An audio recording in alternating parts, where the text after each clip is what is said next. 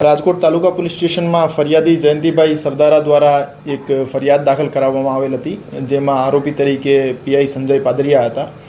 આમાં હાલમાં અપડેટ એવી છે કે સ્વતંત્ર સાહેદોના નિવેદન નોંધવામાં આવ્યા છે અને સીસીટીવી ફૂટેજની તપાસ કરવામાં આવી છે અને મેડિકલ સર્ટિફિકેટ કલેક્ટ કરવામાં આવ્યા છે અને તમામ પુરાવાઓને ધ્યાને લઈ જો બીએનએસની કલમ 109 હતી, જેમાં હત્યાનો પ્રયાસ હતો, આ કલમ ડ્રોપ કરવા માટે કોર્ટમાં રિપોર્ટ કરવામાં આવ્યો છે અને મેડિકલ સર્ટિફિકેટના આધારે બીએનએસની કલમ 117(2) ઉમેરા કરવા માટે રિપોર્ટ કરવામાં આવ્યો છે.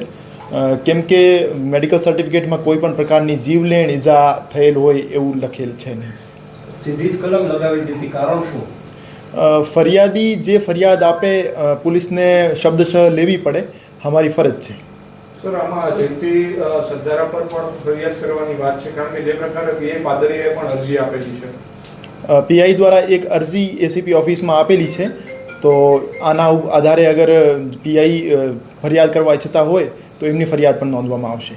સર, પ્રાથમિક રીતે જે પોલીસની પ્રાથમિક તપાસ આવી એમાં કઈ રીતનો બનાવ સામે આવ્યો છે? હજુ સુધી તપાસમાં એવું સામે આવ્યું છે કે લગ્ન પ્રસંગ દરમિયાન જયંતિ સરદારા અને પીઆઈ સંજય પાદરિયા વચ્ચે બોલાચાલી અને ઝપાઝપી થઈ હતી અને આ બનાવ પછી પાર્કિંગમાં પીઆઈ સંજય પાદરિયા દ્વારા જયંતિ સરદારા ઉપર હુમલો કરવામાં આવ્યો હતો, જેમાં એમના નાકમાં ફ્રેક્ચર થયેલો. એના આધારે બીએનએસની કલમ 117(2) મુજબ કાર્યવાહી કરવામાં આવશે. હાલ સુધીની તપાસમાં કોઈ પણ પ્રકારની હથિયારની વિગત સામે આવી નહીં. એમને કોઈ પણ પ્રકારની સર્વિસ રિવોલ્વર એમના ટ્રેનિંગ સેન્ટરથી ઇસ્યુ કરવામાં આવી નહીં, એવી અમારા તપાસમાં સામે આવ્યું છે.